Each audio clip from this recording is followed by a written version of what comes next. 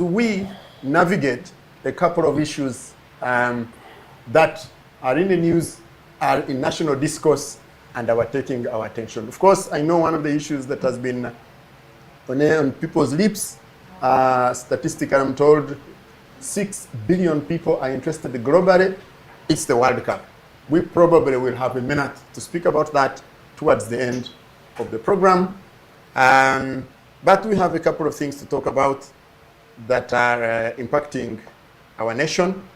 And I have a panel fully constituted in studio with me.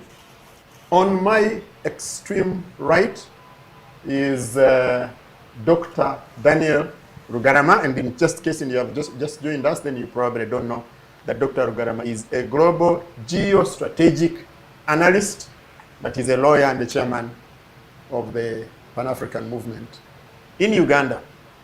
Kato Laban is a financial analyst and programs manager. He will tell us a little bit more about the organization he comes from. And now, the not so new Engineer Masawi Ivan. Engineer Masawi Ivan is many things, and this time he's a president of a revolutionary group from the East, and he's also going to talk about it a little bit, because previously he had another identity. He has been on this program. But gentlemen, you are very welcome to the show. And Engineer, yes, let's start with you. Say hello and good evening to our viewers. Yes, good evening to our viewers. Thank you very much, Mr. Baguma and Family TV, for having me here once again. And the contribution Family TV is making towards seeing that we have such conversations that contribute to nation building, vigilance, but also seeing that there are two-way sharing of ideas and opinions on how best as a country, as Uganda, we can coexist and improve together. So I appreciate for the opportunity. You did say something like Eastern Revolutionary Yes, that Platform. you are the deputy president of yes, some Eastern Revolutionary Revolutionary Platform is a group joining youth leaders from Eastern Uganda, but widened into a group of politicians. So I was one of the young people given privilege on behalf of the very many young people to deputize the chairperson. But basically it is to equip young leaders with skills and patriotism for the region, so that will be a negotiating bloc for the region going forward. Yeah, that is more And about the exact name is? the Eastern Revolutionary Platform. The Eastern Revolutionary Platform. Yes. Yes, so the viewers know now that there is another revolution coming up and starting from the wise men in the East. Bwana Analyst and programs manager, earlier on outside off the camera, I was told that you are a very good economist. Say hello to our viewers and welcome to the program. I was to describe. I will not agree with your statement that I'm an economist. I am a financial analyst. Economics is wise. I didn't do a bachelor's degree in economics. Although the public, everyone who does a business course, it is presumed that he is an economist. But I wouldn't like to misrepresent myself, because you may be sued for misrepresentation. Yeah, but but I have interest in economics. I've done it somehow. But most important, also I'm a master's student at Makerere University, where I pursue a master's degree in accounting and finance. I'm a programs manager at the Guild President Leadership Academy. Now, what is that one? This is an organization that focuses. It is a youth organization that focuses on issues of integration. That is the regional integration. We look at how to empower, mentor the young people across East Africa from institutions of higher learning, also the youth, on issues of regional integration, issues to do with accountability, public policy, and governance. Yeah, so our organization stretches all East African countries, the 8. East African countries. So that is organization where I'm the head of the programs, the academy. Thank you. You're very, very welcome. Dr. Rugarama, you would like to say hello to our viewers? A very good evening to our brothers and sisters out there.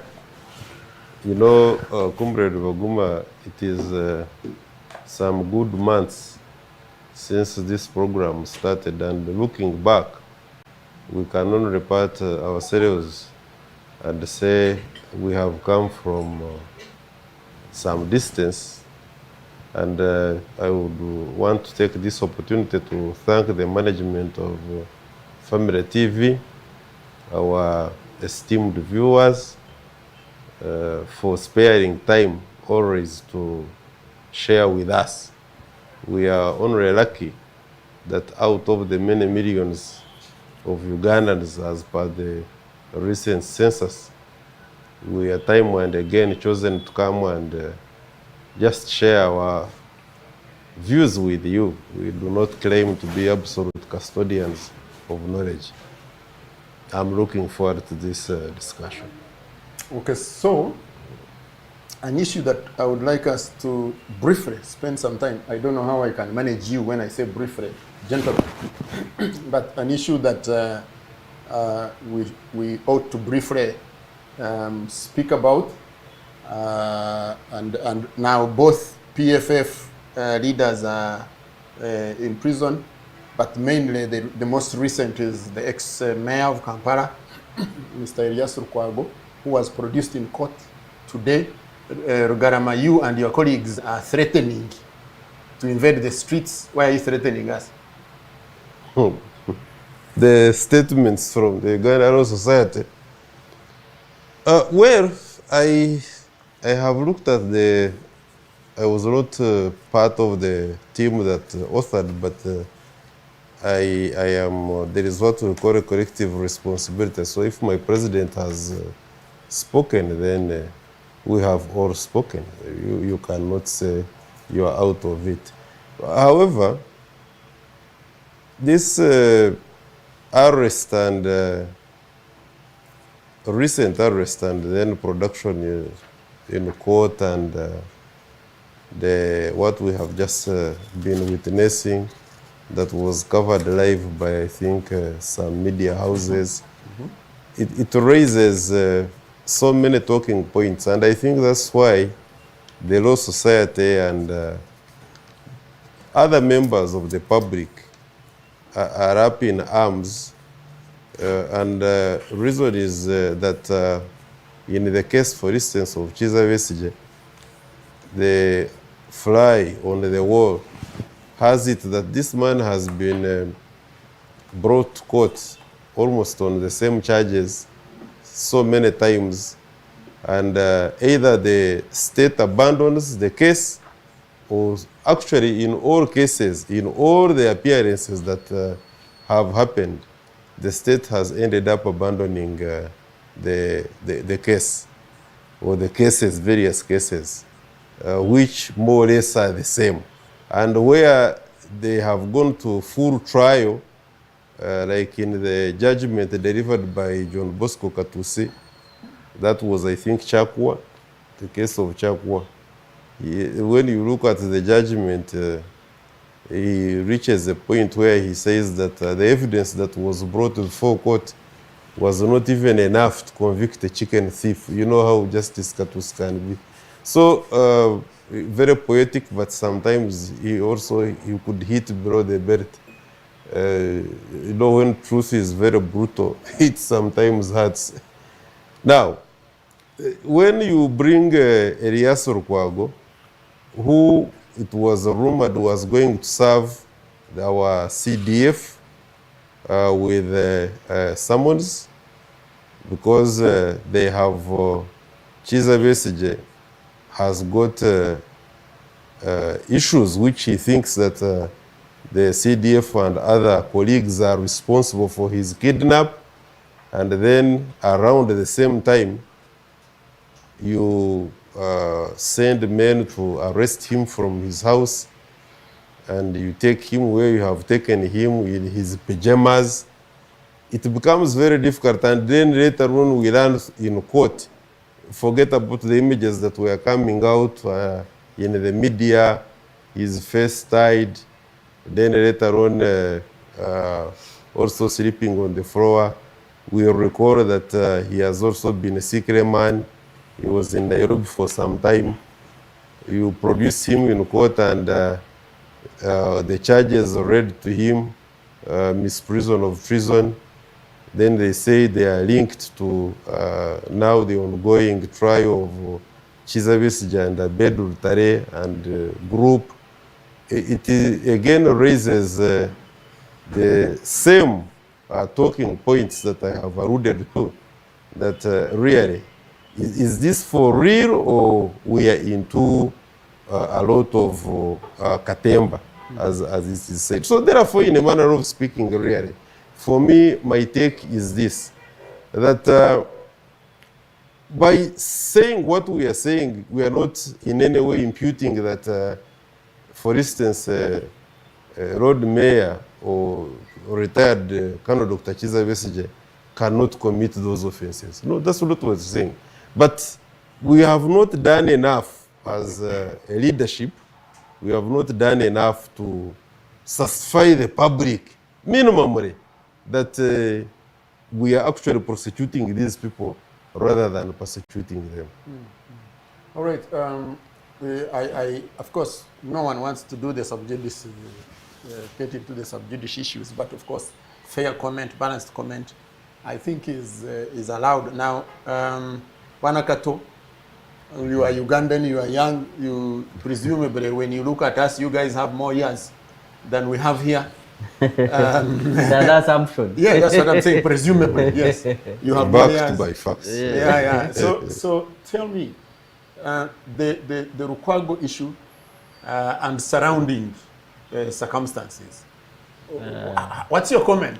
I wouldn't have much to comment, but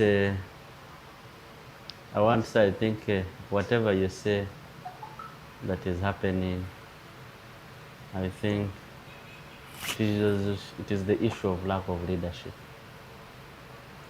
That is a problem of leadership in this country.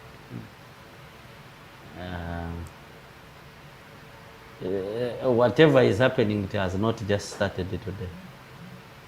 I think in the last 5 years, 7 years, we have been saying, maybe before, in the early 2000s, where we are going, where we were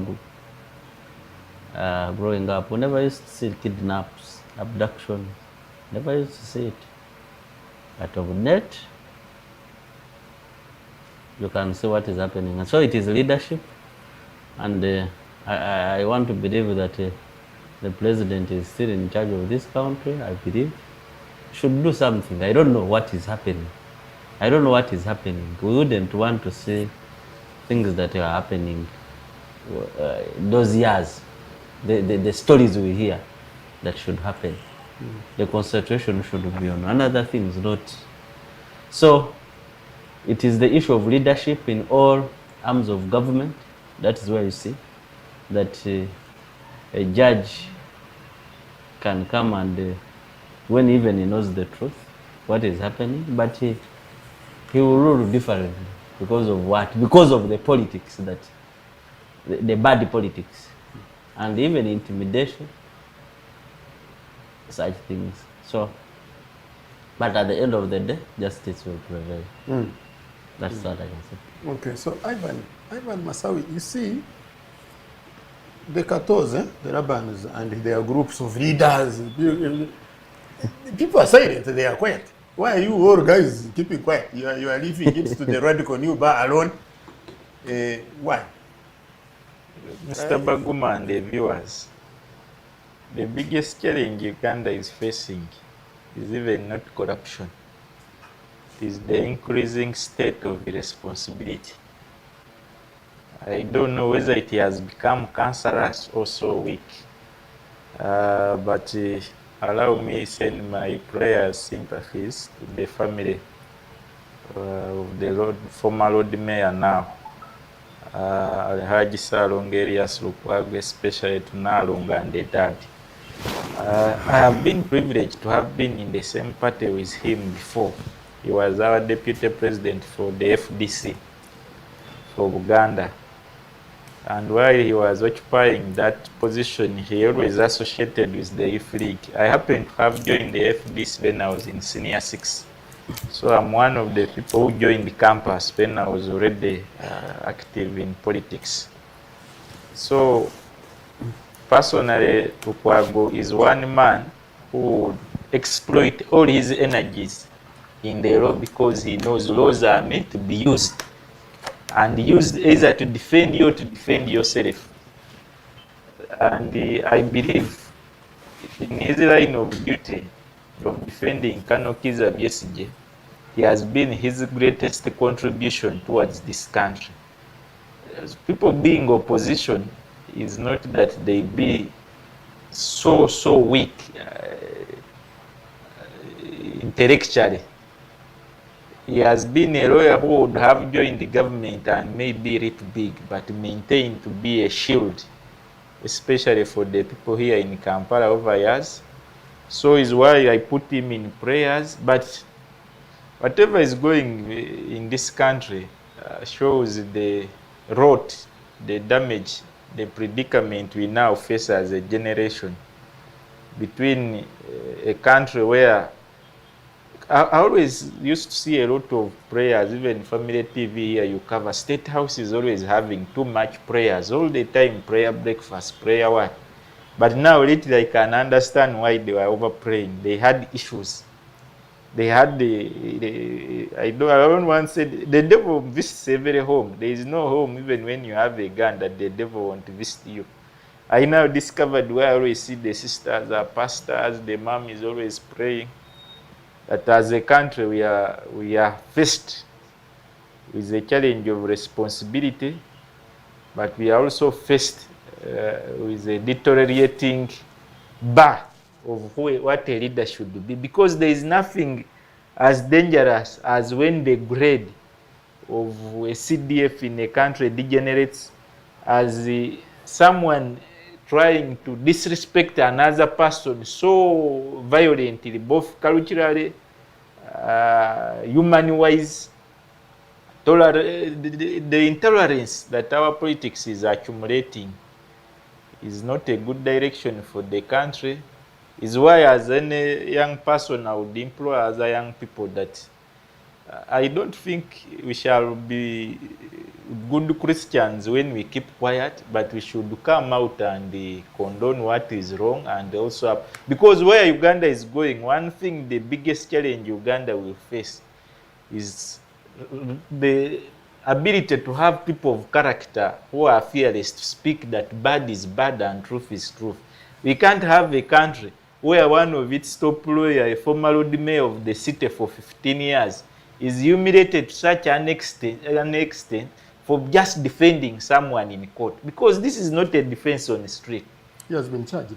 Yeah, but this was in court before he was attacked at his home. If his summons of serving were abuses or what, but he was alone. When you see the issues being used to witch hunt him, shows that systematically even our courts now should be really not be places of Ugandans having too much faith. Because it has also undermined the court and how courts proceed in their lines of duty, especially constitutionally. It has also showed the weakness of security system. I saw the police spokesperson. They even never knew where the road mayor was, but they are busy seeing comments. We have a cyber security desk in police, what? But when the spirit of responsibility increases. Maybe, brother, we should first limit it to the prosecution.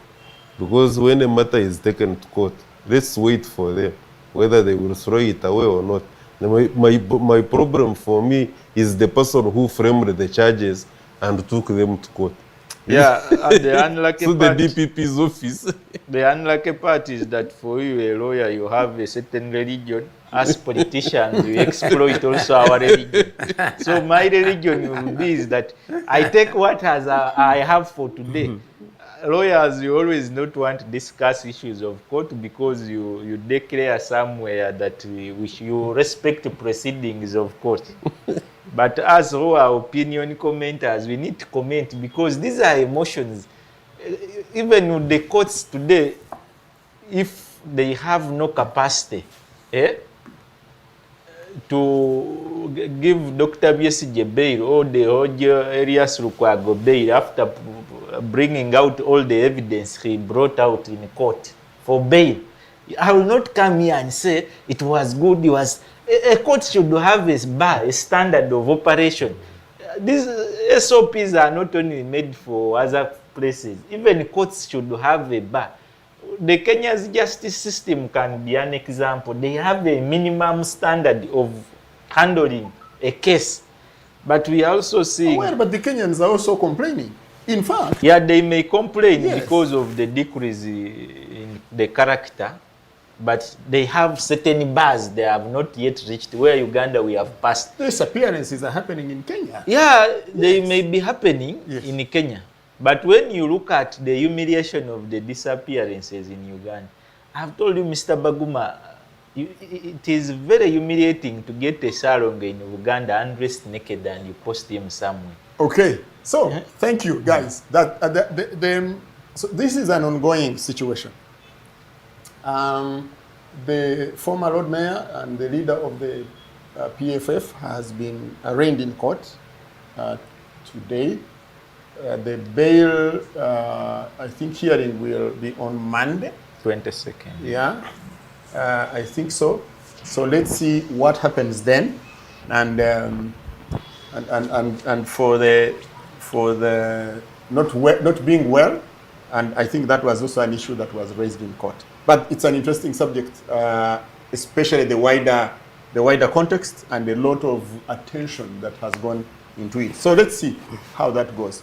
I would like us to switch gears a bit and talk about the other issues that are going on in the country. Now, the two issues that we will talk about a little bit is the budget itself. You know, the budget was not too long ago passed, and we didn't have time really. We didn't have much time to delve into it. I am hoping that we will have a bit of time now to look at the budget of this country. But I'm also going to have a bit of time. I hope we can think about it and make a few comments. Is the change in leadership of the PLU. You see, whether we want to discuss it or not, the PLU is a reality. And there have been changes in leadership, including appointment of number 3 in this country. As part of that, I read from one of the ministers that I have worked with for quite a while, and I think is very level-headed. She's now chief whip.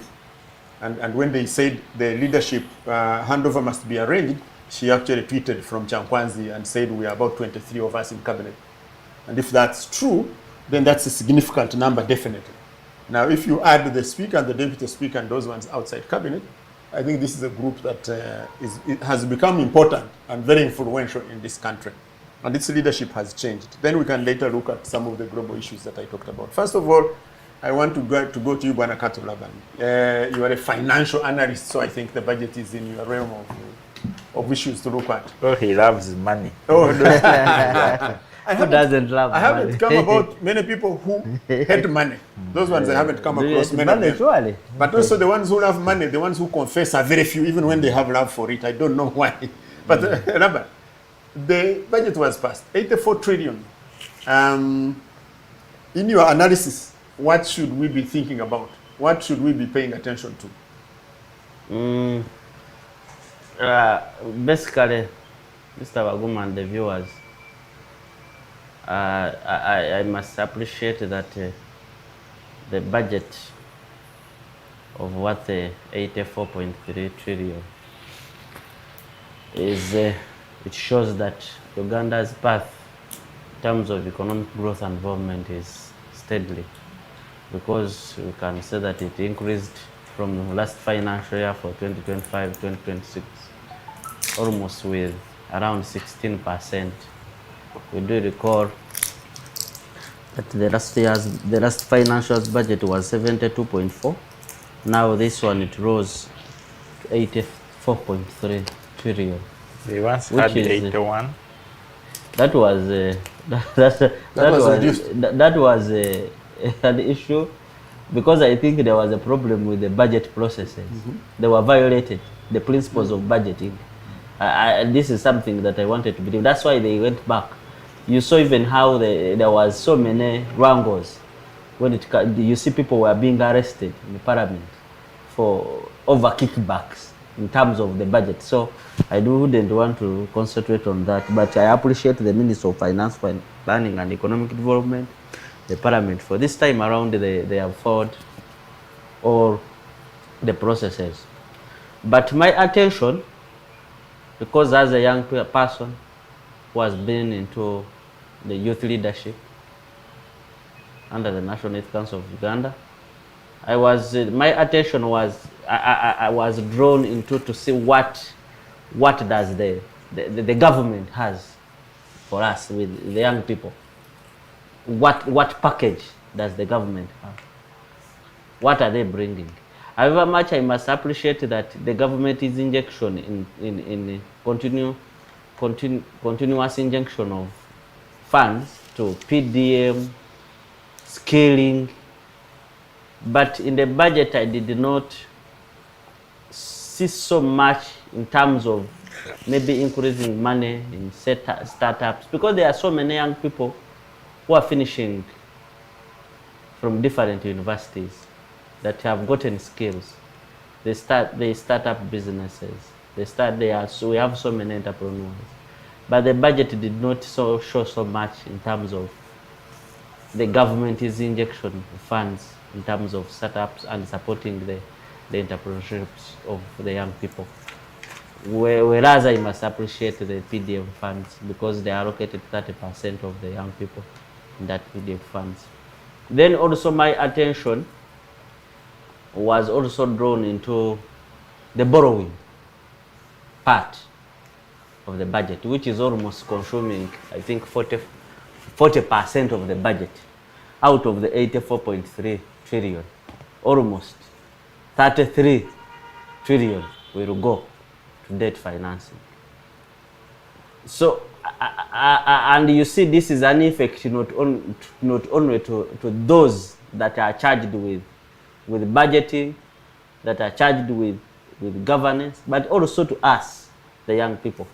That is where we should worry, because at the end of the day, the debts will be shifted to us, even the next generation. So it is something that was worrying. But also I got worried that, because when you look at the budgetary framework paper that was presented and was passed around February, it was showing that actually the government had projected that internal borrowing, that is local borrowing within Uganda, had projected to decrease, because maybe the government expected increase in revenue from oil, and maybe they expected that maybe URA would employ different strategies in terms of increasing revenue collection. That is what the budgetary framework paper says.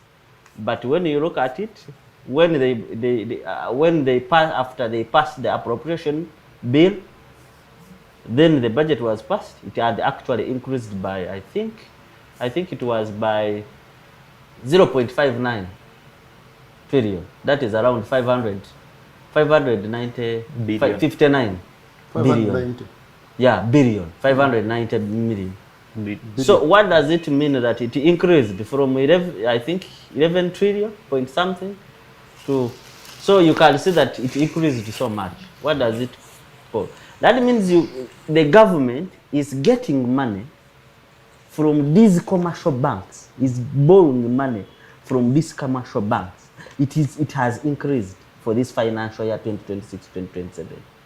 What does it mean that the young people who would go to the bank to get the loans, their threshold or the money, they may not get the money because interest rate. You see the interest rate may be high, but also not only the interest rate. The government, these banks are comfortable to lend money because they expect that the rate of return is predictable. You can predict the rate of return on the loan. So now that means that, but also the private sector will suffer because the government has continued to borrow within the local organization. So that is also another aspect I saw, that the government must be very careful when it comes to internal borrowing. It should not so much, it should actually continue, insert pressure on URA to make sure that we can raise more money instead. But also we should pray that our oil comes. Maybe we expect like around 7 trillion annually. That one can compensate for our internal borrowing, so that we reduce on internal borrowing.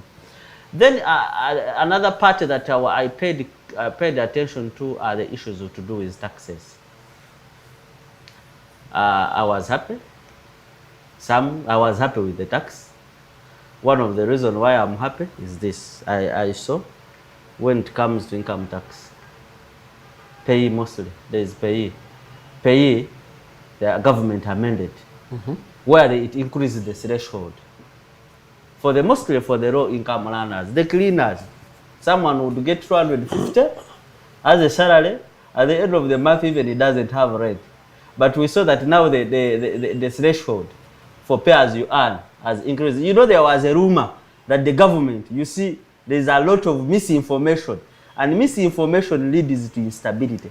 There was a lot of misinformation. I used to see in information. You know, Masawi, I don't usually be on the side of the government.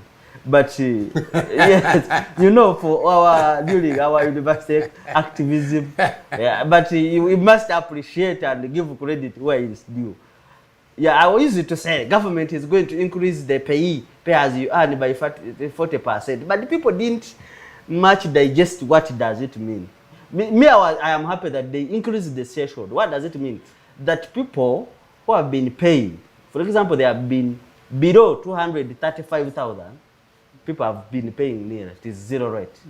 But now the government went on to increase to 333,000.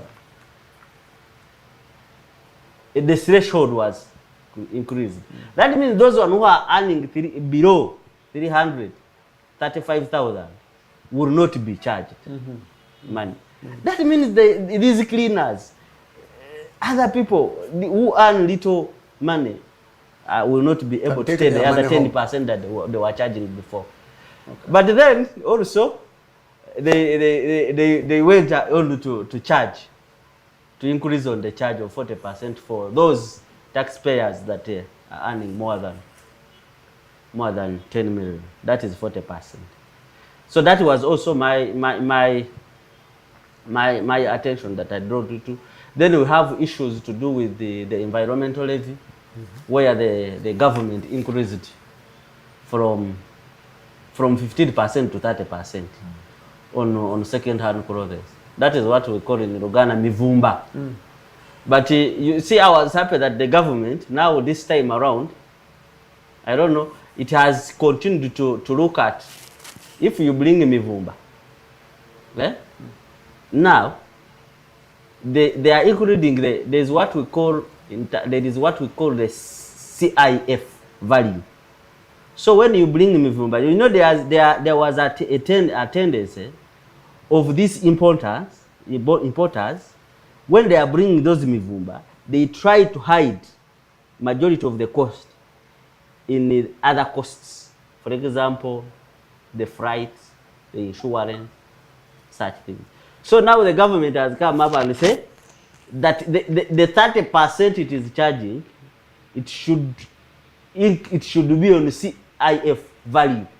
That means it will be very hard for importer to reduce the chargeable amount using the other costs, the freights and what. So that is where. But also I was happy because when it introduces that, because we have so many young people that we have you know the skilling hubs. These are young people who have learned skills. We have even our local manufacturer Nitel, who are doing these things that we are importing. So the introduction of the amendment to include the 30%, I believe that because these young people will make these clothes, these young people who come out of the what? Of the selling hubs, and they are able to sell, because the tax indeed will discourage the importation. Another issue I looked at is the waiver. The waiver on taxpayers, mostly for the non-individuals. For example, if we have a company, as at 30th June 2016, the government, since then, you have never cleared the principal tax, you have never cleared the interest, you have never cleared the penalties. Now the government has introduced a waiver that if for those companies as at 30th June 2016, they will not be paid if they were demanding. But also they extended the waiver on penalties and interest as long as you can clear the principal as per 30th of June 2027.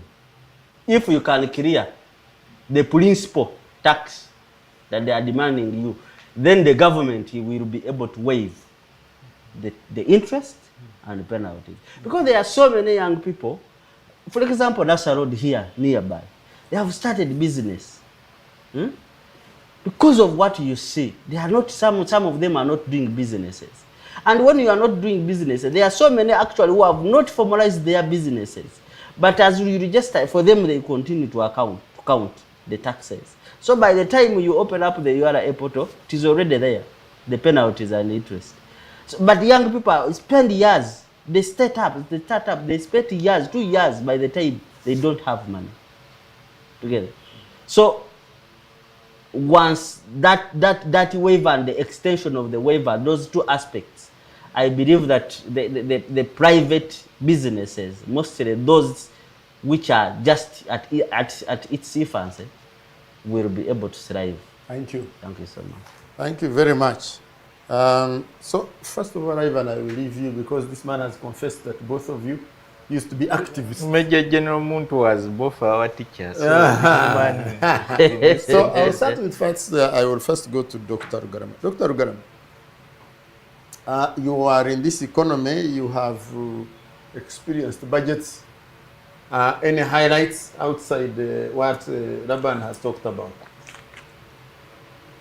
You see, Comrade Baguma, this for purposes of having a debate on TV, I will say, okay, I've looked at the budget. Indeed, we have shifted now. The budget is no longer 73 trillion. It is 84 point something, maybe and a half. That's very good news. About 13.45 trillion is going into infrastructure, and that's a plus. Because when you look at the fact that we are opening up roads, we are into improving our transport on water, air, and indeed we are there. I think that is very important because then we shall have the goods move faster and cheaper. Then you look at these other heavy investments, like I've looked at the budget, which is in view of the upcoming AFCON. You can see that there is a deliberate effort to fund these stadiums, put them up, and I'm very sure that with the stadiums and other associated infrastructure, there is definitely a story in line with the expansion of the economy. You see, at the end of the day, we are struggling with, my colleague has been talking about tax waivers to enable young companies survive, because the last statistics were showing that out of 1,000 registered companies, is it more than 40-something don't live to experience, to celebrate their first birthdays. They all die.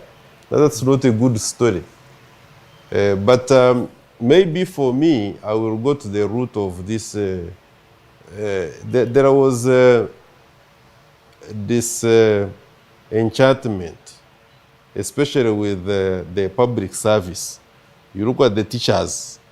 The teachers, for several reasons, were actually laying down their tools, including at one time, you remember when they had a meeting in Kororo, and the president had stayed the Secretary General of Uganda Teachers Union to sit down, not to talk.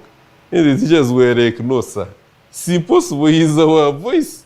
If he sits, then it means that we are not going to say anything. Until I think he relented and he allowed. But I've seen there is enhancement, because more than 500 billions has gone to enhance the teachers' pay. The arts teachers. Yes, because they are the ones who were not. Had already, they had eaten big. So that progressive, you can see, giving them morale was a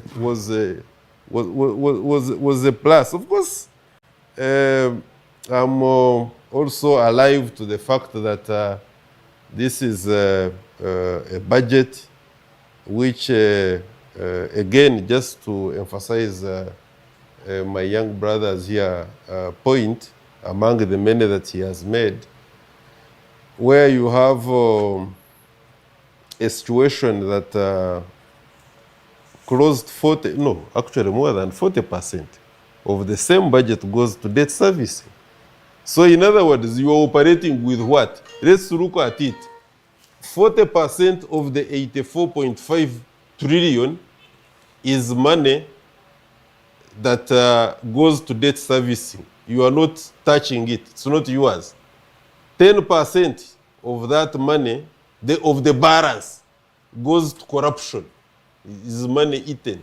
I was making fun the other time, but I think it is a serious statement when my colleague from Ministry of Finance told me that, no, Comrade Rugarama, don't waste your time. Even that 10 trillion which you talk about, that is stolen, we budget for it. We budget that we are going to take it. So what is your problem? So you can see that we are now operating with a budget which is something like maybe if you get 40, then now you have remained with 40, then take. So you are actually running an economy on a budget of something like 35 trillion. That's what we are saying. But for me, as long as we don't do, and of course we still experience problems with these, what we call leakages. The State House, and no pun intended for our president. But I think that is a lot of money that goes to the State House. And you know, they have a habit. I think it is one government body that keeps bringing, what do they call them? These supplementaries. Mm-hmm. I don't think that we have many people who come back to Parliament for supplementaries. Yeah, and the supplementaries are never rejected. We also don't have presidents in other places. Now, well, of course, like I say, that the risk of sounding cantankerous, you know, some of these statements can be made here, and you really, people out there will say, but now, what is this man talking about? Yeah, but of course you have a legitimate point which gets asked.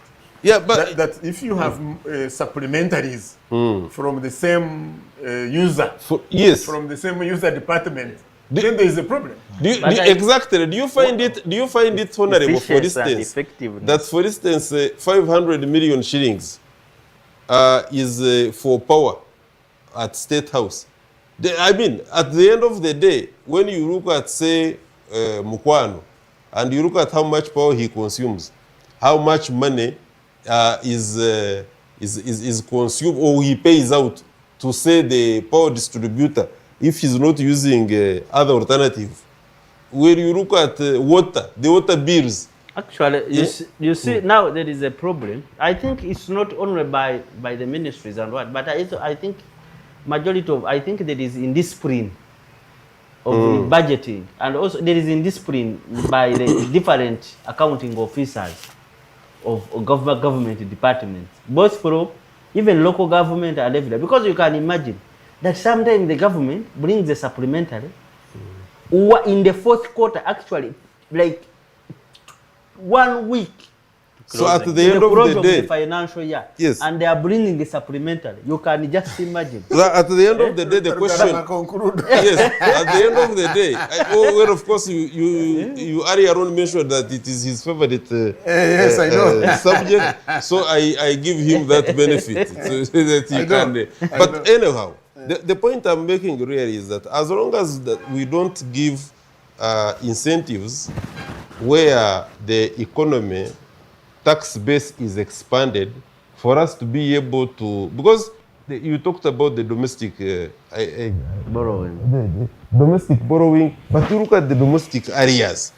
Government does not pay its own people. You take money from the people here, you don't pay them, you give them contracts. Do you know how many people have faced foreclosure? People's houses have been taken because he thought he had gotten like a job in civil engineering, do a road, he's not paid, his small house is taken, the family is on the streets. So there is a very big problem, and I think for me, at the end of the day, budget all right, but as long as government does not emphasize the need to have tax-based revenue where tax can be corrected, and you instead tell Commissioner, our uncle Rujochi, that you tighten on the methods of extracting taxes from the people. I want to Actually, I was talking to someone some time back. Is a person who is to supply a service. He is to give a service to government, one of different departments of government. I will not disclose the company or the person, but the person showed me some financial statements. It had he had demanded government department since 2004. yes, And he has not been paid. Up to now, he reached a time where he wrote a letter to request that to balance off the debt, let the government pay her 50%. Still up to date. I think even the children who grow up, they leave this country, you never know the government has never paid. And remember also to get paid, by the way, these domestic people, to get paid, then they will have got back to swear. They call it then they are kickback. That is the thing. Ivan, these guys have gone, have gone off the issues of the budget. No, that is also okay, I see. So Ivan, you have many highlights. You have a whole litany of notes about the budget. Resource envelopes are emotional. The Constitution in Article 155 and the Public Finance Management Act, that is Cap 171, that the Ministry of Finance presents through the budget, is a concern because it directly affects us, indirectly or directly. So when you see them emotional and with all touching experiences, and the senior our Papa here showing how they need to the regressive regime they may employ if they. So me basically since last Thursday when it was released, I think I had not given it time until I was contacted for this show. I've interested myself in the budget speech because I have access to the document from the Minister of Finance. First of all, I want to say since he was a new finance minister, there was some change. The former finance minister had become being so dramatic and taking serious things sometimes as comedy.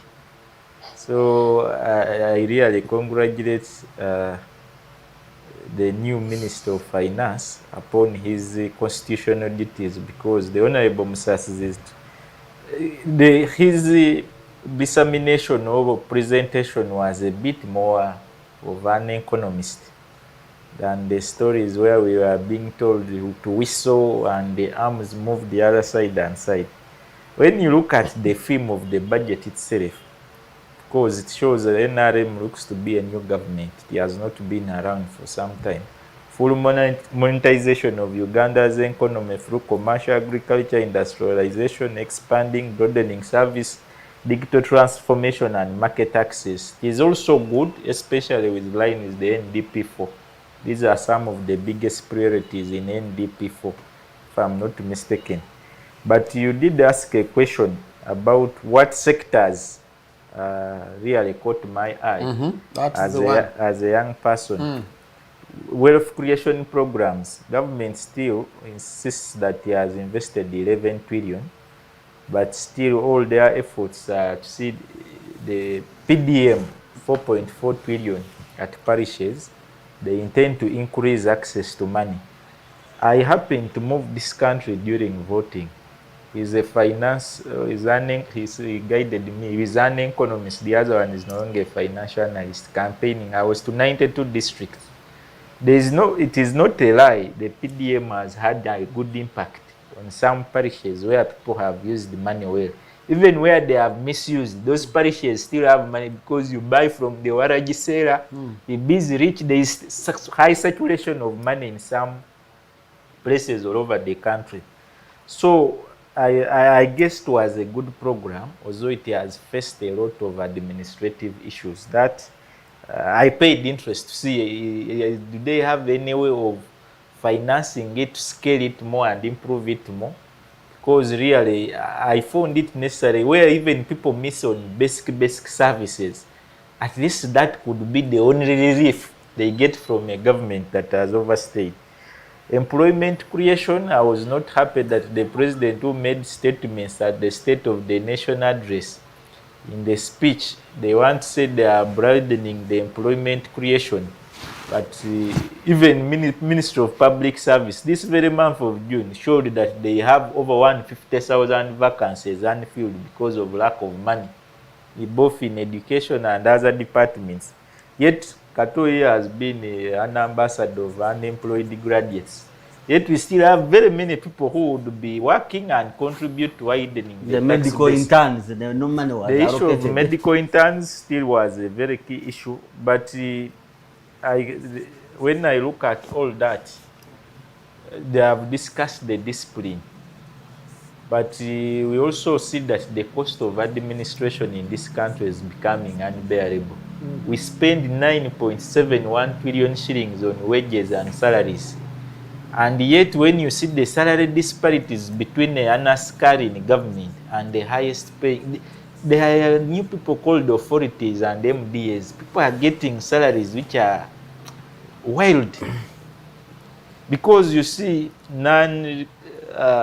recurrent expenses, running ministries, what. This government, broke as it is going to spend 33 trillion shillings. Just then you add the 9.7 of wages and salaries. That is 43 trillion shillings on seeing this country as administration. But again, when you see the development expenditure, I think was 22 trillion. What government intends to put in development. So the ratio of development to consumption is not balancing. Uganda is now faced with a challenge that even us, the young people, we are being told that going in government is to consume. The consumer mindset won't take this country anywhere.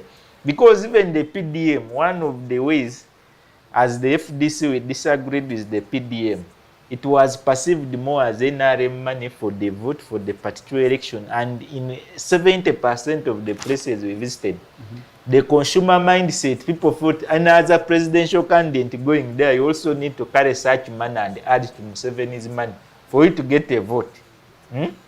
So the budget, basically, I can tell you, I am from Bududa local governments. We have no tarmac road, I can tell you. Yes, But local government was given 7.1 trillion shillings. 59.8 is to salaries. And it is 1.4 trillion is to non-recurrent expenditures, buying things to use. But 698 billion will be shared by 176 local government administrative units to make a road maintenance fund. So it shows that our biggest challenge as government, we see running a country as paying a certain group a lot of salaries and having no money. Because now this causes a lot of pressure on people who are not working in government and are taxpayers. It also causes a lot of pressure on people because UBOS released the labor market survey at the end of May, June. This country had only 7 million, it had only actually people who pay. They were the people paying the 7 trillion URA release were around 900,000 people paid the 7 trillion. That URA set as a target for pay was paid by less than 1 million. It means that is too much pressure on an individual. Because if we widen these numbers, even the percentage of pay would also be brought down because of widening. It showed the people with formal jobs, because government only a public service has 505,000 jobs. But when you look at the industrialization, because the new finance minister came with a very interesting statement, agro-industrial ATMs. I thought Aba is meaning the machines. But he referred to agro-industrialization, tourism, mineral-based industrialization. Then the last, the S, is where young people wanted to see government's commitment. The science, technology, and innovation. We still have Facebook, where young people would really thrive with selling their ideas, creativity. We still not have innovation hubs by Ministry of ICT in regions not functioning yet to speed. We still have some schools in Uganda not having computer labs in a computer era. AI has arrived. Mr. Baguma, I can sit here and get a report via AI. We still never saw in the innovation where were they addressing. I still spared time to go to Ministry of Education in the budget they had received. How much was going towards seeing the syllabus is competency based to now address technology that is demanding the education sector. And they change from the traditional approach of education to the digital approach, which will be demanding. But I'm a biomedical engineer by profession. For example, I will give you one body. That is National Medical Stores. Their budget was increased by 145 billion. Their budget is now 888 billion shillings. Government of Uganda for the last 40 years can't make Panado for itself.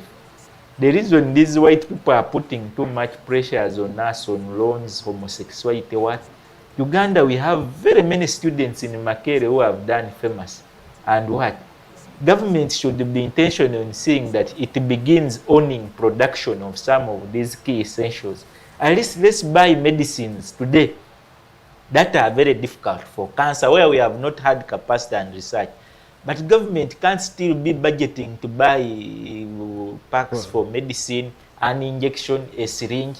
We need to see that whatever we teach our students in Makerere, they come up with something to put into, because the productivity rate of the budget is still very low.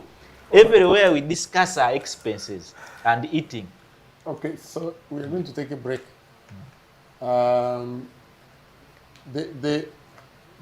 This is what is interesting for me. I also try to hear some of the good things that were in the budget, and I don't hear any. So guys, are you saying that an 84 trillion shilling budget had nothing good in it? Really? look, that's unfair. Maybe. No, they are there. So we They are going there. to, and this is what we are going to talk about, because this is going to be my follow-up discussion. We are going to stay with the budget for a while. Don't go away. We are just taking a break, and we are taking a break for a very short time. It's the bottom line coming your way from Family TV, and we talk about the issues that matter in this country. Stay with us. We'll be back with you just in a short while. In a time where every decision matters, where leadership, governance, and accountability define our future, we break down the social and economic issues affecting everyday citizens. This is the show that asks the hard questions. Beyond politics, we focus on facts, analyses, and real solutions. Join the conversation, because the future begins at the bottom line.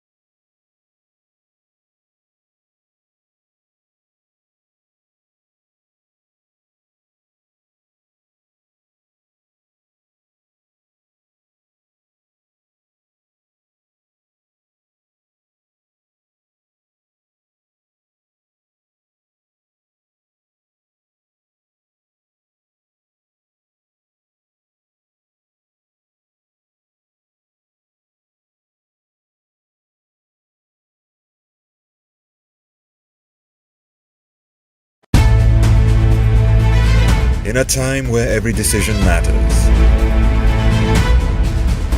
where leadership, governance, and accountability define our future, we break down the social and economic issues affecting everyday citizens. This is the show that asks the hard questions. Beyond politics, we focus on facts, analyses, and real solutions. Join the conversation, because the future begins at the bottom line.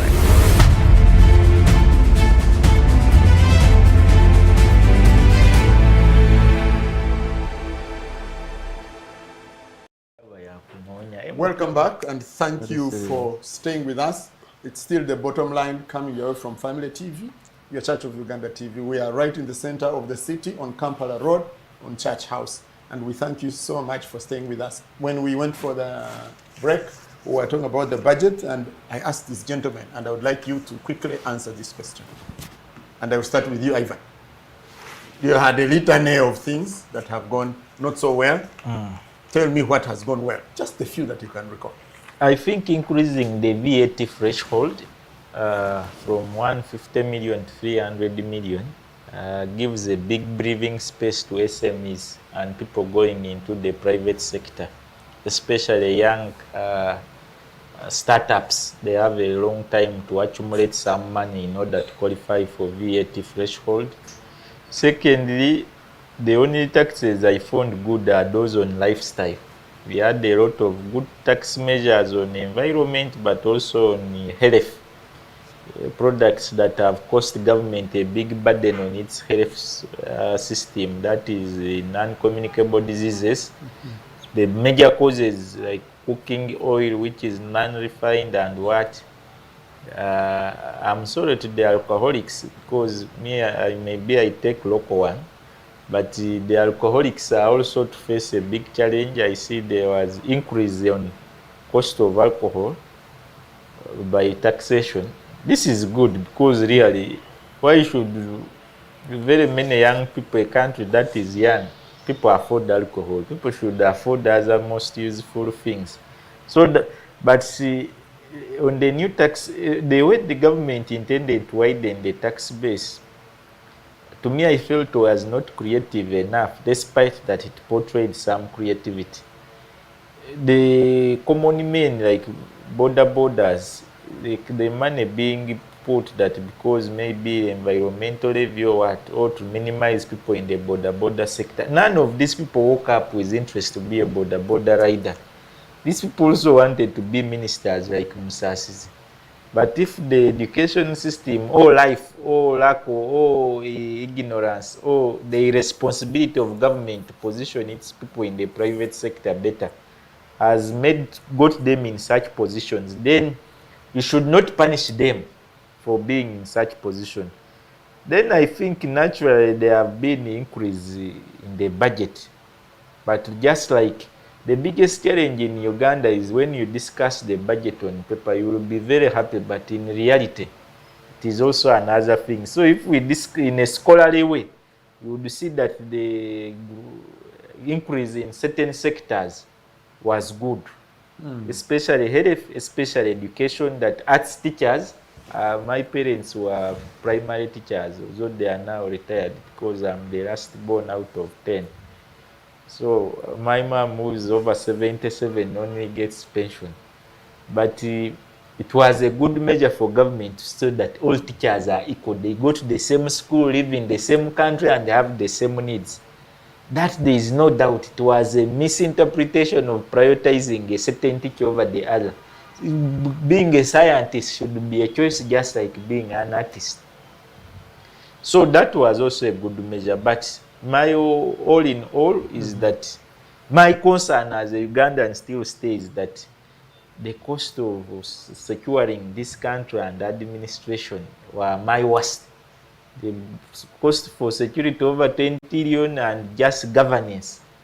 I feel we are spending it. It is effective, but we need to find the most effective amount so that we leave a lot of money for development. We avoid borrowing just to secure ourselves, because it shows we are borrowing too much to just give ourselves administration. Leadership is God-given. Even people who never went to school lead themselves so well. I don't see why you just borrow to impose leadership on yourself. Okay, so I have heard the good things. We have gone back to the not so good things. Kato, Laban, you want to tell me? You already said some things. Yeah, maybe to add on like Yes. two. Yeah. Some good things I saw that the government on the human capital development, that is health, education, the government has injected, as recorded by our senior here, that in terms of enhancing the salaries of teachers. I think the human capital development aspect is taking something like 13.5 trillion. That is something good, because I believe the development of the country depends largely on the skills development, on the health of the people, and so many issues of capital, human capital development. So I'm happy on that aspect. But also, I don't know if this is also on the part of the government to promote the manufacturing and also the use of electric motorcycles and buses and what, because I saw they have increased the fuel, that is petrol and diesel per liter by 200. Yeah, it is something that maybe for in terms of promoting local manufacturing, like the Chira motors.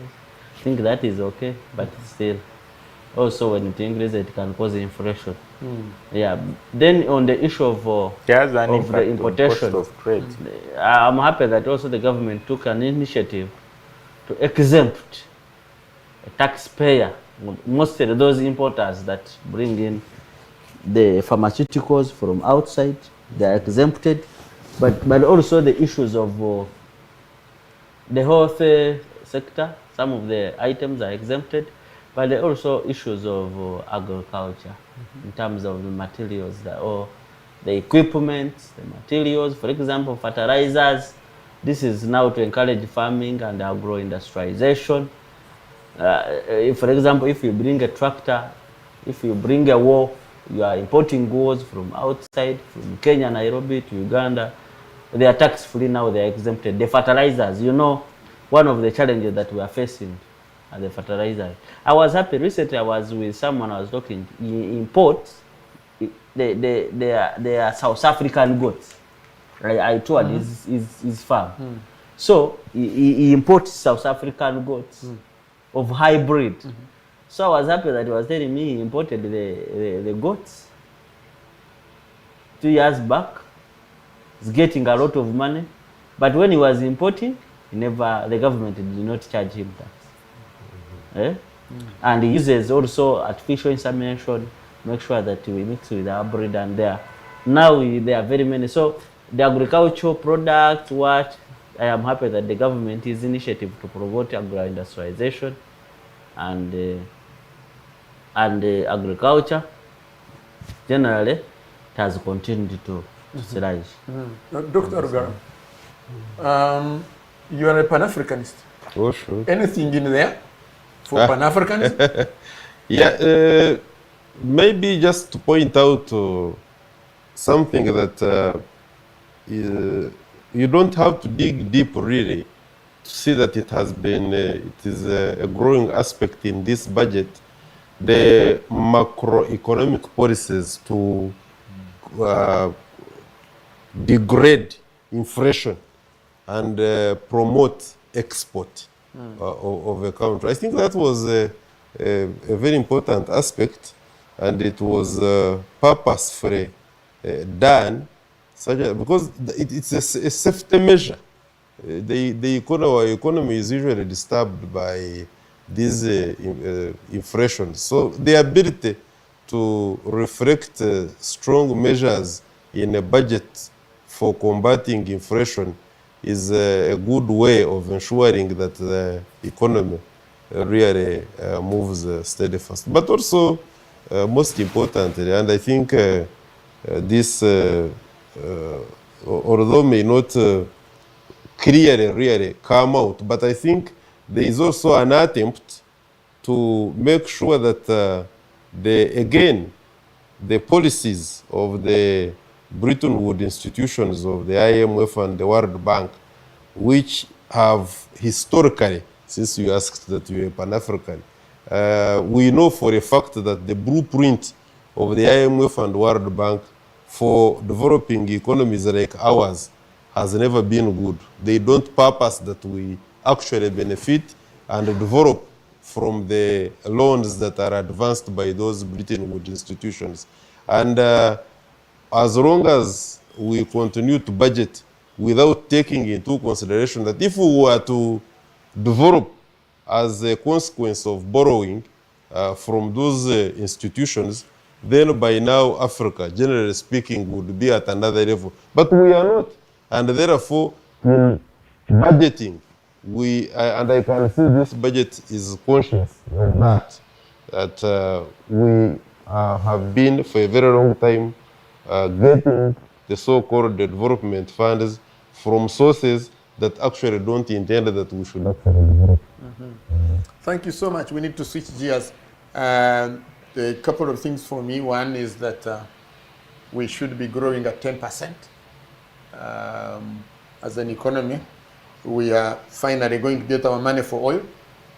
But the oil part does not even reach 10% of the Uganda's total budget, because I think the government is money that too ambitious. It expects to take. Maybe it will reduce on the domestic borrowing, but because when you look at what the government will get, the share that the government remains, it is almost has already been eaten up. By too low. I don't want to make that statement, but the statement I want to make. No, but Baguma, I loved the other aspect.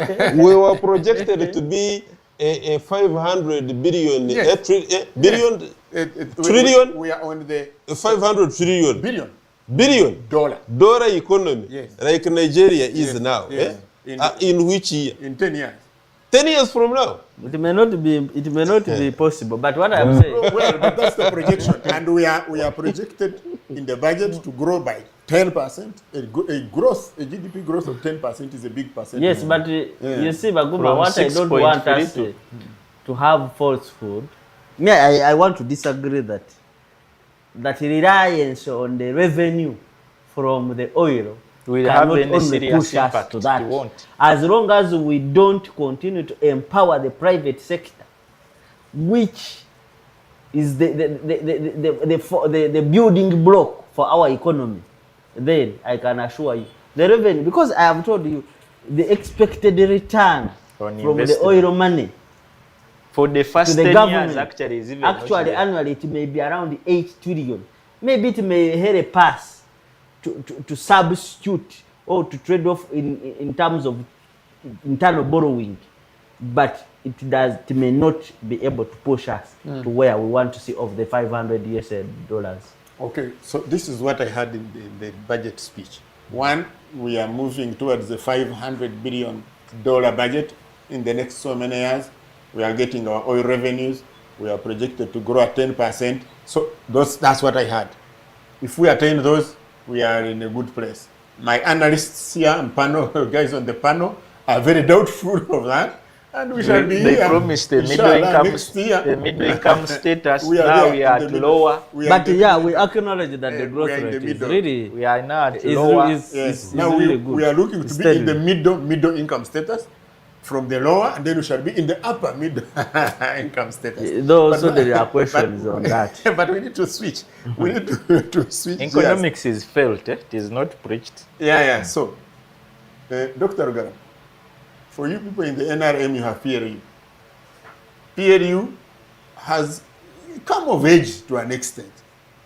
It has been able to exert itself, and we can pretend if we want, but we can't ignore it. Changes have been made in PLU.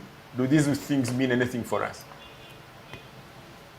The NRM, if you asked the founders if I may call them that, what they had intended, they fashioned the national resistance movement on the tenets of other equally worthy revolutionary parties or movements in the category of ZANU-PF, African National Congress, Chama cha Mapinduzi, maybe Central Communist Party of China, etc., etc. Where we are now, I'm very sure for those who are living and us who are still trying to understand as where we are headed, including the ones who are dead, they may not comfortably give an express answer as to where we are exactly as a party. It's interesting that we find it a bit of a problem to differentiate between NRM, the Revolutionary Political Party, and a recent pressure group called the PLU. I've said this and I will repeat it. I have got no problem with PLU, the people who head it, and those who subscribe to it. Absolutely.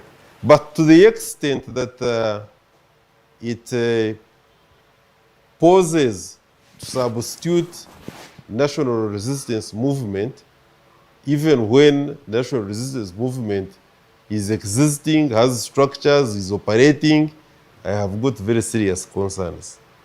The PLU not long ago was seen in the election, if I may call it, of the speaker and the deputy speaker. One Kabanda, Honorable Kabanda, went with a piece of paper from a textbook and read that he had been sent. I didn't see the Secretary General of our party, not even the chairman, not any member from the NRM Secretariat.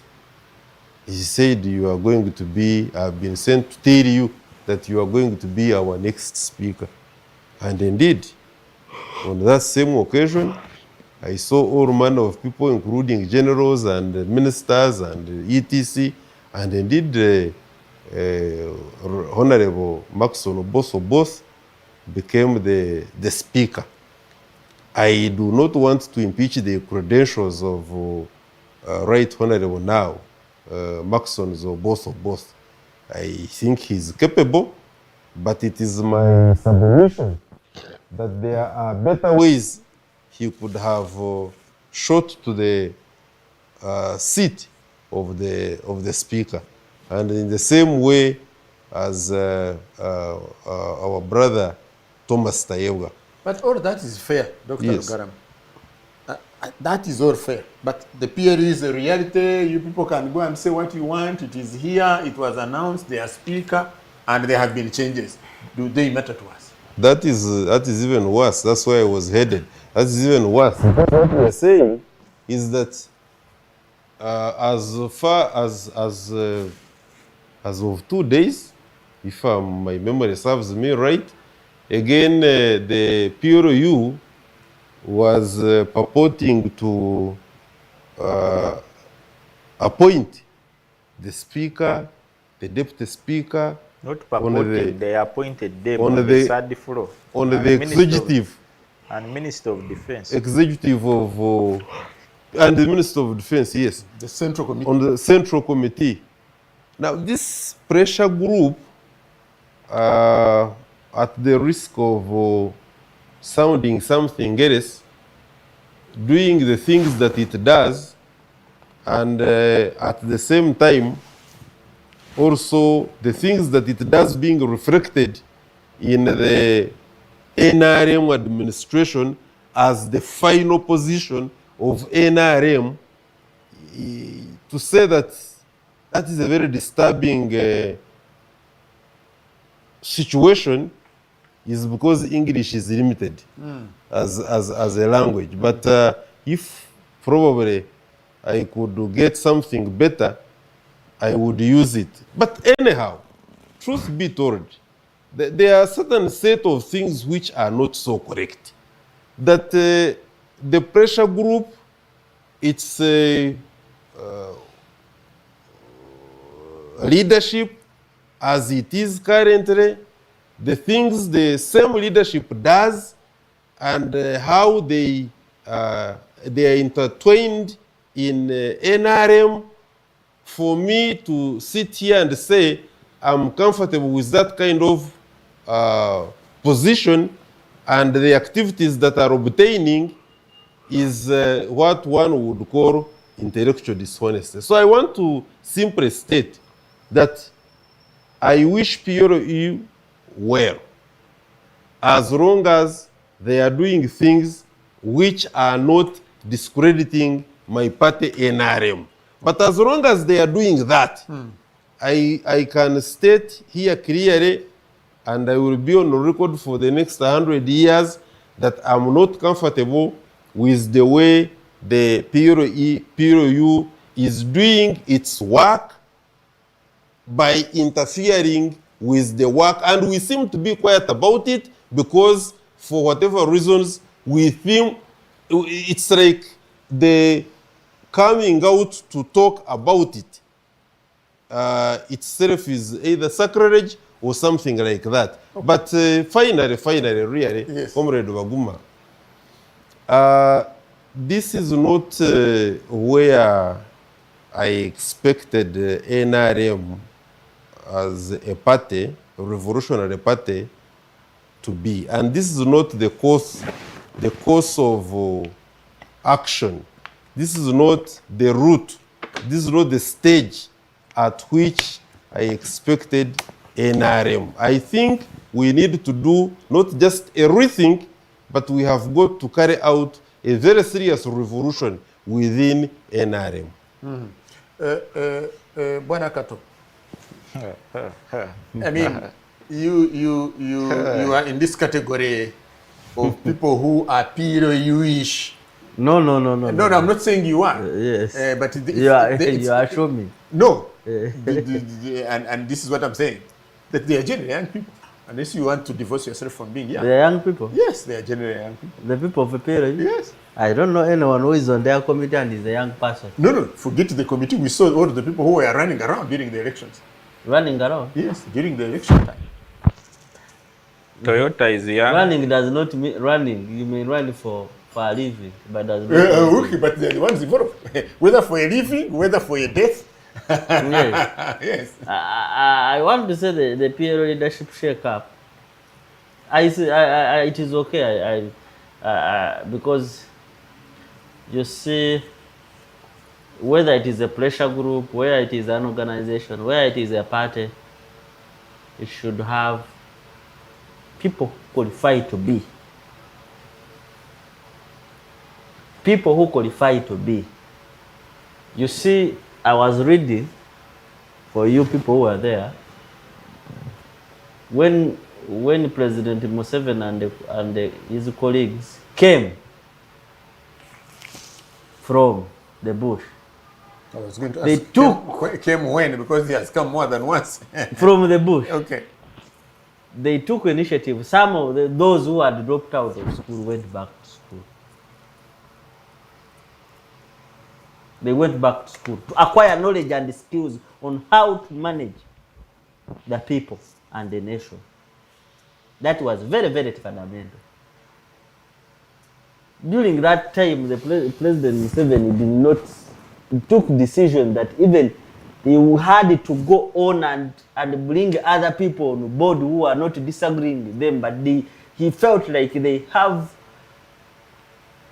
a contribution that they can make to the development of this nation. And for example, the Mayanjan Kadis, the same Mugereres, he made them minister because he believed that they have gotten skills, they have acquired the formal education that is necessary for this, the development of this country. So in a situation where you have a person, I don't know how I want to bring it. I don't want to feel like it is an insinuation, but you have some people, they are in the leadership of the so-called the pressure group, but they are always on kwara kwara. In Uganda is what we call kwara kwara. Kwara kwara. Someone even who could, you see the PLU, I have no problem, like you are saying, as long as the pressure group is pushing for what the Muntu wants.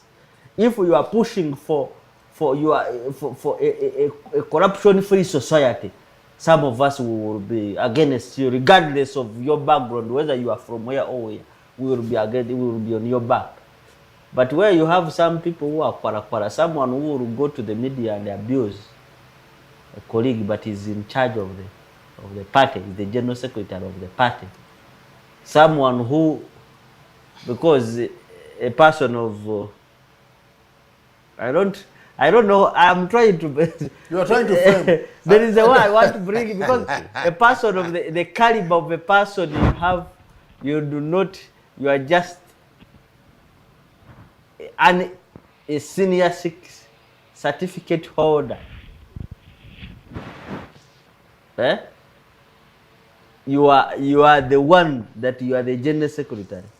Said that also. I don't know, but you are there where some of the leader people cannot. So I expect that the leadership of PLU, they will continue to restructure if they wish. They need to restructure to look for people, but also they should be advised. I believe that people should be advised on what is right, on how to bring the public to believe in their mission. What are you up for? Because if I see you are doing this, you are here. What is the mission? They should go. PLU, let them look. If they are young people, but they believe that they can be brought on board to make sure that they pursue what they intend to do in regards of looking at development of this country. I would support it. So don't be surprised.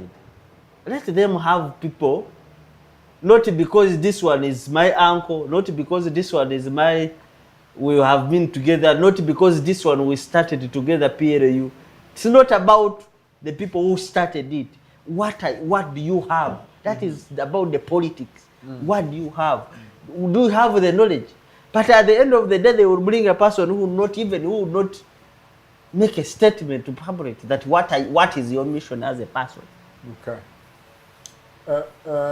Ivan, I still feel that my question has not been answered. I don't know why people they speak in tongues when they are talking about PLU. Ivan will have a third day. I think he's Ivan, celebrating. the changes that have happened in PLU, should we even be discussing it? It is irresponsible. Dr. Kiza yesterday used to tell us about state capture by one family. Sorry for him, is fighting against the very family, and it is the very family which hunted him. Whatever he mentioned about this family is just what is mentioned in the animal farm. And I don't know, I don't see PLU as, I see it as Mohozi project. So I discuss, because any leadership group or any format, even a team, is as good as its leader's mission. So I saw an NRM person complaining about PLU as if they ever had anything in NRM. It was Museveni and his thing.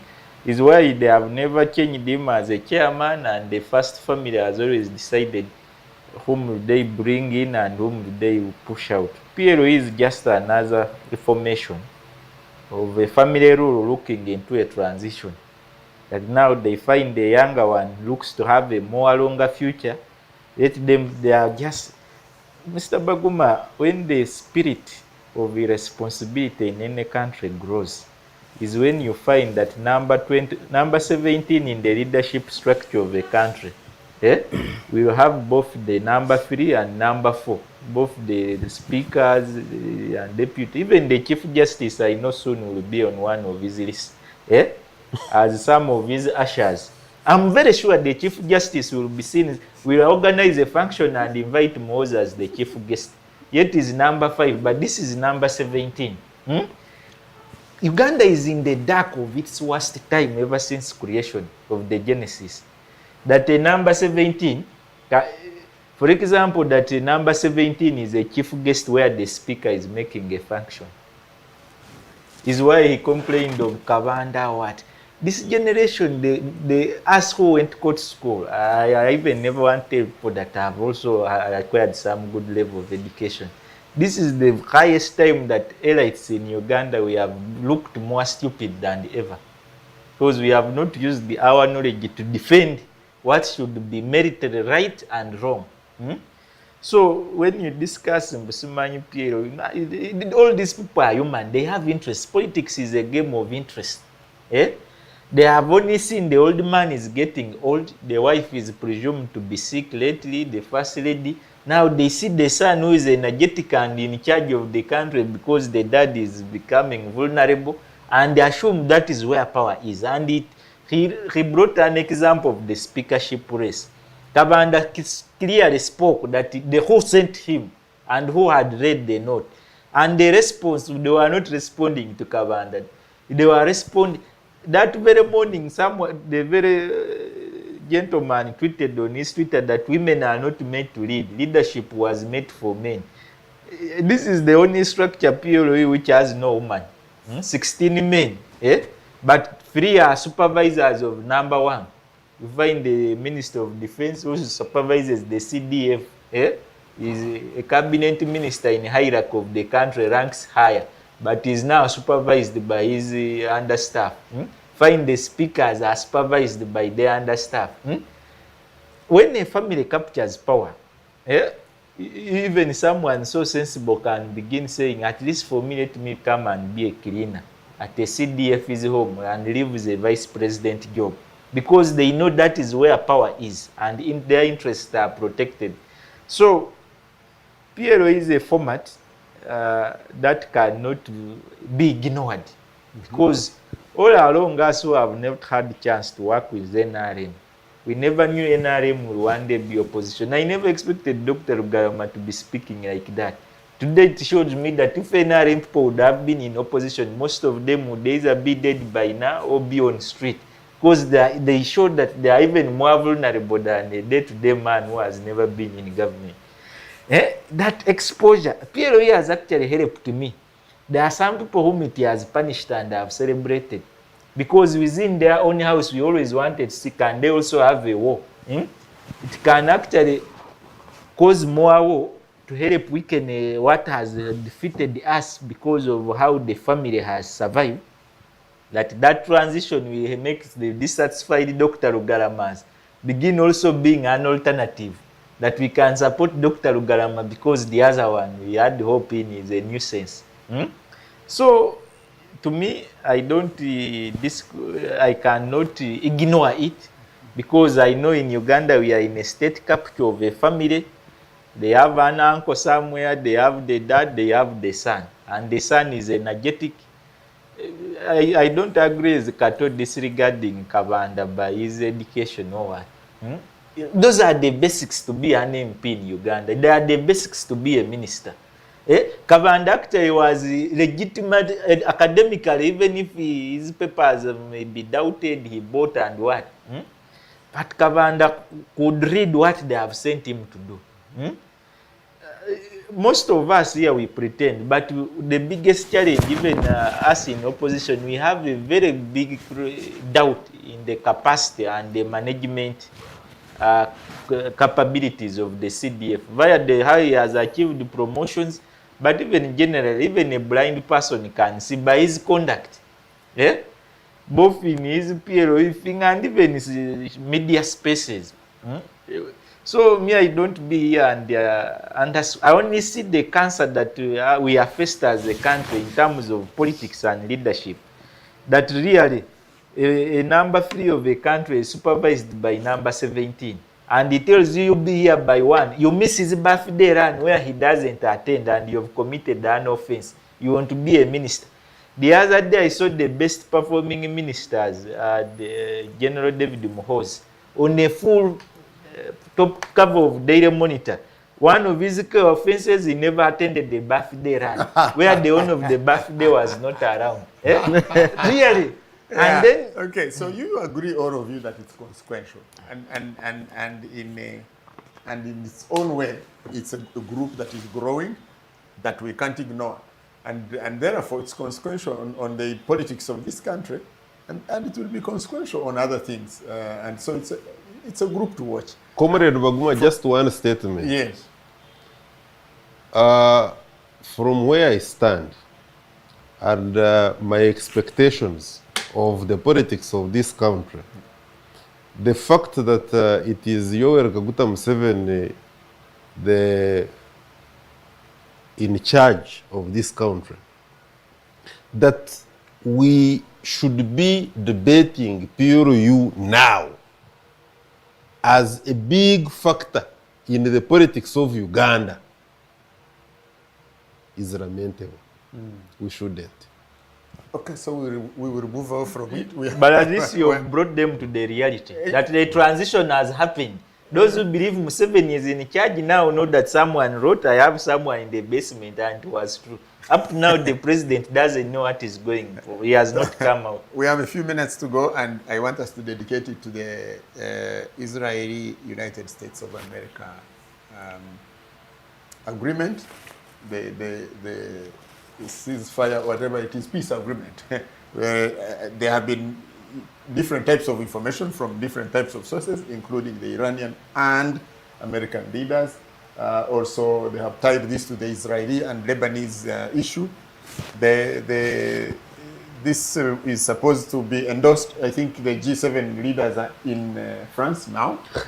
And so this is supposed to be fully endorsed and start working. From the reports on the ground that we hear from international sources of media, actually some movement of ships has started happening. And the Strait of Hormuz, which has been the centerpiece of this, is also a bit easing and opening up. So, first of all, Ivan, any comments on this? Yeah. First of all, every war, every crisis has its opportunity. It helped check the dependence of the world on Iran, especially Africa, on imports, fertilizers, and oil. It showed that we were very dependent on the Strait of Hormuz. So it would be a good message to governments that are optimistic and pragmatic to look for solutions that if that ever happens, how best do we be sustainable and non-dependent on Iran's affairs? Secondly, peace is good for the world. There is no little peace or any peace deal that we can always discredit. No one is born to be killed because of people's ego. Because all these are wars that are being brought up that are economic, but they are hidden in other sovereignty shadows. But it is all an economic war. I believe that even when it is about the nuclear weapons and what, creativity and innovation should be controlled is right. I believe in the UN Security Council regulations, I believe. But all along, one issue I've had with the Americans is that them being the drivers of the world. If this is to happen, we should approve here and we should. I've never believed in that because it means even when they say homosexual is right, the whole world should follow that. Personally, I have a lot of issues with the Americans, and because they are very emotional people, I always like to withhold myself because they can use anything. But I always even have issues with how they reason on a lot of issues. But on the peace deal, I commend Iran with the loss of even their leader and the sovereignty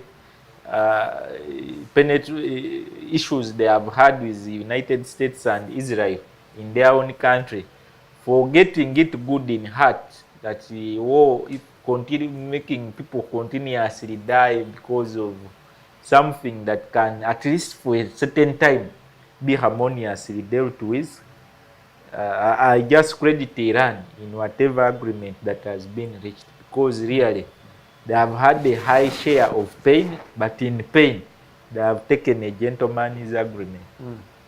Bwana Kato, should we be breathing now and say the Middle East is at ease? Yeah, maybe. But few minutes back, you know, the agreement that we had a few days back, it has not been, no one knew whatever is on. But few minutes back, while I was scrolling on my phone, I've seen on CNN that USA has released the 14 points of the agreement between Iran and the USA. So I am yet to establish what the content within that agreement, and I will be able also to see what is the impact of the 14 points in the agreement on economy, but also the geopolitics of the world. So that is one of the key area that I'm going to be interested in. What is the effect of that? What is the impact it will have? But also in the peace and stability across the globe. Also, how is it going to be? But for the months that we have had that war, God has been on our side. That we have seen that despite of the challenges in terms of air transport, in terms of importation, the Ugandan shillings has continued to be stable against the dollar, which indeed has facilitated the exchange rate also to be stable, and also the business to continue, because if the Ugandan dollar continues to depreciate, the Ugandan shillings continue to depreciate against the dollar, then we are into the issues to do with scarcity of the dollar. And you know, we need the dollar to do importation, we need the dollar to do so many things, but also the reserves. If the shillings is depreciating, so our reserves are not stable. So despite all the challenges, there are so many flights of people that have been doing business that have been disrupted. So but also through this war, we have been able to learn that how do we empower, how do we continue to invest in issues of regional integration, mostly economic. How do we look at the African continental free trade area to support our initiative in case there is a problem in the globe? So this war continues to waken us up to see how do we support our initiative. You know, whenever I go outside of the country, you reach someone, they are telling you most of the two things they tell you about Uganda. Makerere University, then another thing, food. I'm telling you, food. That Uganda has food. Uganda has food. That country has food. We are food secure. You know? So how do we make sure that this one, it is working up that, you know what? We can't even leave this rice of Pakistan. We concentrate on our kanungo, chihihi, rice, or, you know, we make sure that we support our initiative here locally. How do we make sure that the East African community, we continue to support it? We continue to advocate for the economic regional integration. That in a case there is such, because the wars will continue. How do we make sure that we invest in research for our young people at universities and our professors, for example, in different agricultural colleges, to make sure that they develop fertilizers? We don't depend on Iran for fertilizers, to make sure that we continue the issues to do with the agro-industrialization. Dr. Rugarama, should the continent be breathing now? That now with this deal, the peace deal, we are resetting to normal? This particular peace deal, Comrade Baguma and my dear brothers here in the studio and our esteemed viewers, is one that is brokered by Pakistan and Qatar. Now, this particular one, usually America history has showed that is not a country that prides in peace.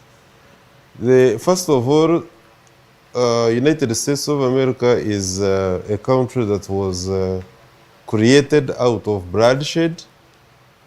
It's a group of people who largely came from Europe. Majority of them rejects.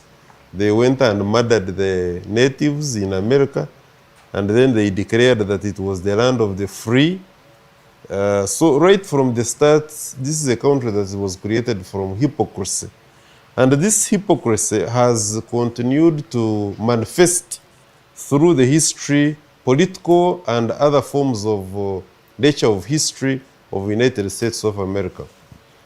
United States of America has fought all the wars that she has fought outside of her territory. She is the one that caused them. In Trump, we see a lot of a typical Caucasian, they like calling themselves whites, racist, Caucasian, racist white. If you want to tell that this is a typical racist society, the typical example is Donald Trump. And the war in Iran, you will not even join the bandwagon of those who say was caused by a deliberate lie of Netanyahu to Trump.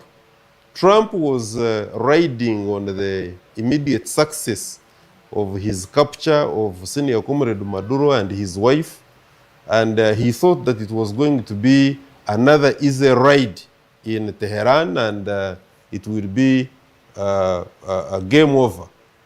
In there, and you know, he forgets so fast that we are no longer living in a unipolar world, which America was enjoying for quite some time.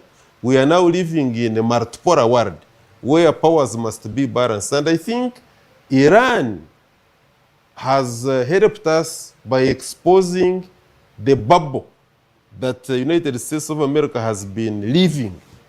It has been living a bubble of thinking that they can always get what they want to get at will and at the time of their choice. This has not been the case, as the experience of Iran has shown.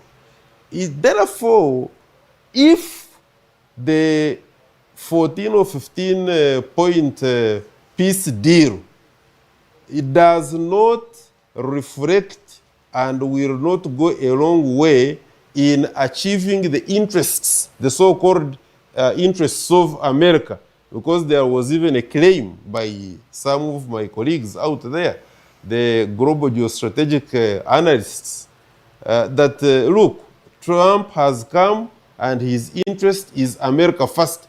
Their interpretation was that America first meant that Trump was going to concentrate on the domestic policy of the United States of America. Far away from it, you see where he is and what he has done. For me, as long as there is a country called the Zionist State of Israel, I know, of course, this is a Christian Family TV, and a good number of my reverend men of God and women of God have got a tendency to think that Israel actually reflects the true image of Jesus Christ, and for them they are a chosen race, and that we should pray for them, and by praying for them we shall be getting rewards. Now, if that is the thinking, count me not in that group. Let me miss the blessings by not praying for Israel, who have committed genocide wherever they have gone. I will get rewards from doing other worthy services to Jesus Christ. Even in the Bible, Paul was a serial killer. He's one of the greatest authors. He wrote the letter to the epistles. And he finally became, of course, after the Damascus experience, where he was again now, he became a better person. He was formerly he was Saul. Then he converted to Paul after that shattering experience. But for me, really, Comrade Baguma, at the end of the day, my final submission on this is that what United States of America has been good at, and especially through the lenses, looking at America through the lenses of Trump, is that Trump and his band of leadership, of his Secretary for War, Vice President, and what have you, they have been consistently inconsistent. That is very right. All right, so I am not sure whether the world should breathe or not from the consistency, the inconsistency of them. But I think having a peace deal anywhere in any conflict is a good thing. So we hope that the peace deal can hold and the Middle East and the whole world can breathe, because the stranglehold on the Strait of Hormuz is really a stranglehold on many things. As long as America is not sure that the uranium enrichment to the point of developing a nuclear weapon has been taken out of Iran, and as long as Benjamin Netanyahu, the indicted criminal, wanted at ICC, does not believe that Lebanon is not harboring the Iran proxies who are going to take them out, I can assure you that they can go ahead and sign and write so many peace agreements. But the Israel and America will not. They are just buying time. Okay. All right. So time that the others are buying is dictating that we have to get out of here. But certainly I would want to thank Ivan Masawi, engineer. Thank you so much for spending time with us. Now you are Deputy President of the Eastern Revolutionary Platform. I am looking forward to the other next additional title you will have. But thank you so much. We really are grateful that you provide your time at night to come and be with us, and you provide your perspective. Kato Laban, the man who manages the platform for Guild. The Guild President Leadership Absolutely. Academy. The fraternity of Guild leaders, their platform, this is the man who is its chief. And he's a financial analyst. Thank you so much for coming, Kato Laban, and we really appreciate your time and your views. Dr. Daniel Rugarama, Pan-African Movement Chairperson for Uganda, lawyer and geostrategic thinker. It's also a pleasure to always have you here. But of course, the team that is behind this, the production team, the guys who are on camera, the guys who make sure that you get this coming, and the entire management of Family TV. Thank you so much. We are grateful. Most importantly, it's you, the viewer, who patronizes us, who stays with us, who gives us your time, and you give your feedback, especially on our social media platform. Thank you so much. Baguma Tinkasimere Richard, your host. I'm very privileged to be here. I would like to wish you a good night and God's blessings, and please keep it Family TV. God bless you. In a time where every decision matters, where leadership, governance, and accountability define our future, we break down the social and economic issues affecting everyday citizens. This is the show that asks the hard questions. Beyond politics, we focus on facts, analyses, and real solutions. Join the conversation, because the future begins at the bottom line.